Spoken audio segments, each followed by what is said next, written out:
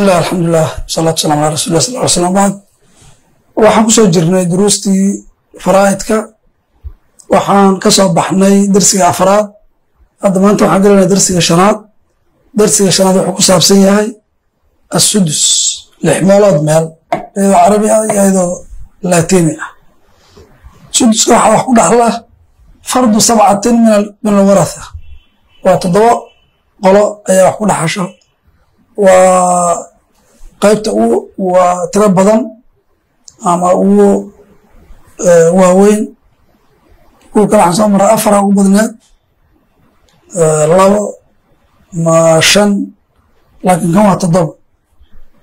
laakiin waa kooban yihiin. waa aabe kan koobaad, aabe sudus wax ku dhaxlaa. shardigiisana waa wujuud alfarc alwaarith.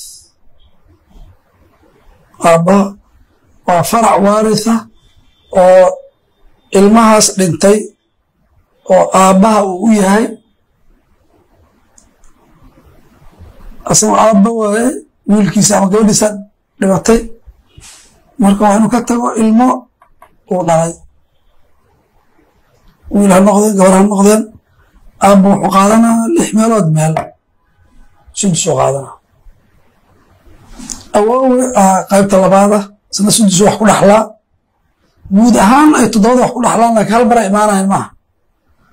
awoowe sudus wax ku dhaxlayaa cadamul ab, aabba inuusan joogin. aabba hadduu joogo awoowena uu joogo, awoowe waa la xijaaba, waxba ma qaadanaa. marka shardigiisu wuxuu yahay cadamu al ab, aabbahan inuusan jirin oo uusan meesha joogin. faradka saddexaad waa al hooya wax ku dhaxasha sudus. awal thuluthan soo marnay qaybtii kan ka horreysay. thuluthka markay dhexlaysa shardigeedu wuxuu ahay walad inuusan jirin ama walaalo jamac aysan jirin. waxaa jira meesha hal ku dhig ay faradiyiintu yaqaaniin oo ay leeyihiin habar walad weyday, walad waladkiis weyday, walaalo tacaduday weyday, thuluthka way lacagta. yani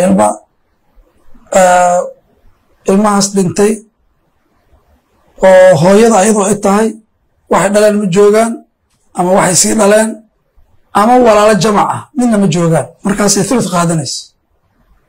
hadda hadday joogaan farac waaritha oo ilmaha jooga ama ilmaha sii dhaleen ama walaalo jamaca jooga, sudusay qaadanay maanta. faradka afraad waa aljaddatu min jihatayn. min jihatayn wax ka wadaa jihat alab iyo jihat alum. waa 2 ayeeyo ayaa suduska ayagana wax ku dhaxlaya. ayeeyo hooyo xaggeeda ka timid iyo ayeeyo xagga aabba ka timid. hadday marka labadooda wada joogaan oo ay sinaadaan, halkaas sudusay wadaagaya, wax kala ma qaadanayo. laakiin haddii mid ay joogto tii kale ay maqan tahay, midda joogtaa qaadanaysa. laakiin shardigooda marka iyadu ay wax dhaxlayso sudus qaadanayso waa cadamul hooyadaan isa joogin. shardigeeda waa cadamul hooyo hadday joogto iyeeyo ama hooyaha ka timaado ama aabbaha ka timaado, waxuma dhaxlaysa aslamo, hooyadana xijaabaysa. faradka shanaad wuxuu yahay bintul ibni baa sudus qaadanaysa. shardigeedu laakiin waa maca bintu sulbi, tan ila joogtaa. bintu sulbi hadda kahor waxaan soo maray haddii keligeed tahay nusay qaadanay. maanta waxaa jooga bintu sulbi oo nus qaadatay, midaana sudusay qaadanaysaa, eedada ay u tahay oo walaalkeed u dhalay. waa bintul ibni, wiilka gabadhiisii waa, iyo bintu sulbi gabadhi a dhashay. waxaa isku yimid gabadhi adiga a dhashay oo bintu sulbi ah iyo midaa u tahay wiilkaagu dhalay. midaana a dhashay bintu sulbiga nusay qaadane, tanna sudusay qaadane. marka tan sudus markay qaadanayso waa inay tan la joogtaa maca bintu sulbi. 6 waxaa ah ukhta liab, ayadana sudusay qaadanaysaa, laakiin shardigeedu wuxuu yahay maca ukhtin shaqiiqa ayaa la joogta. walaalku aabii ku hooya midkaas dhintay, oo waxaa jooga walaashiis ku aabii ku hooya isku bahay yihiin, ayadu nusay qaadatay. midaan ku aabbahana ayaduna waxay qaadatay sudus, 6 meelood meel.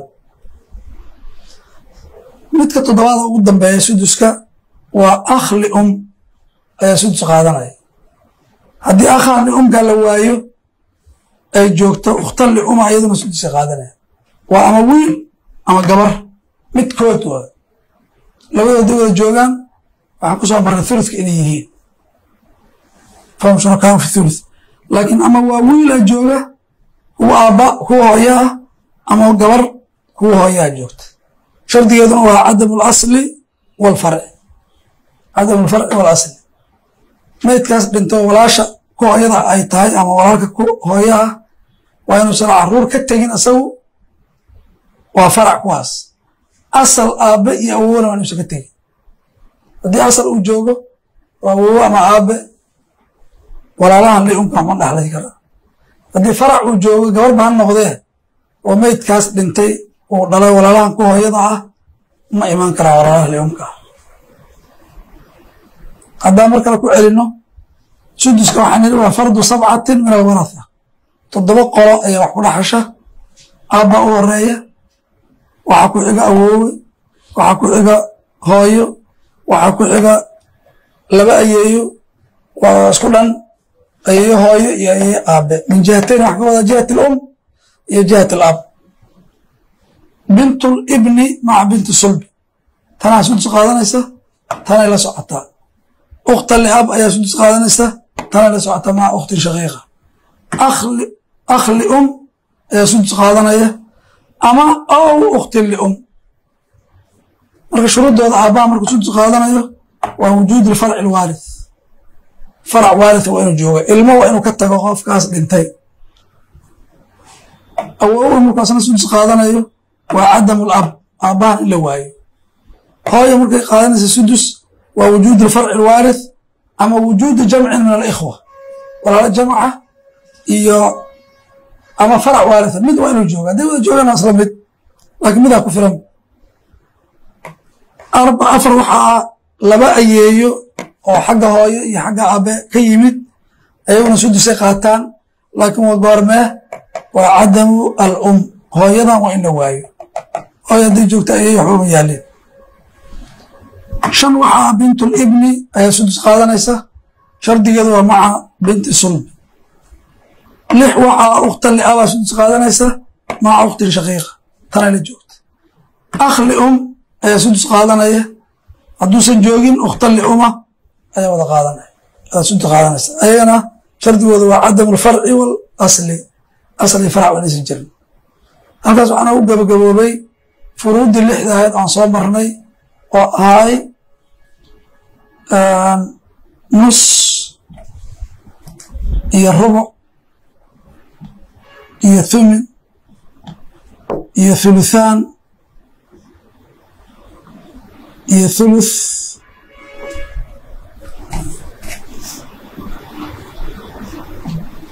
iyo sudus oo ah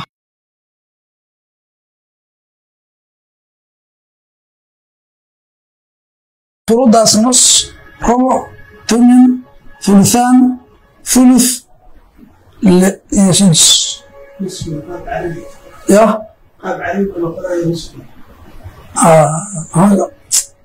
waxaan ka biximiyaa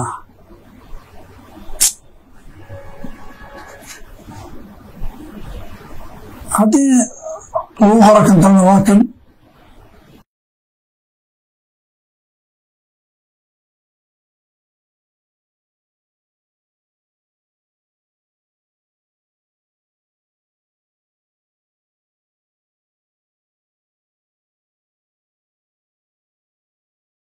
markaas soo laatiina waa nus rubuc thumin thuluthaan 3 meelood 2 meelooda horeeyaha labada ah ayaa thuluthaankii ah kana waa thuluth 3 meelood meel kana waa 6 oo ah 6 meelood meel 6daasa soo mar 6daas marka waxaan soo marnay nuska inay wax ku dhaxlayaan 5 qolo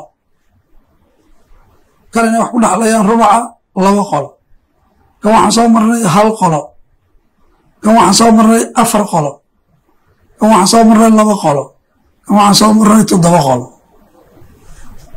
dadaalidka u laabanaya duruusta hore raajicinaysiin hada wabillahi tawfiiq wasalaamu calaykum waraxmatullahi wabarakaatu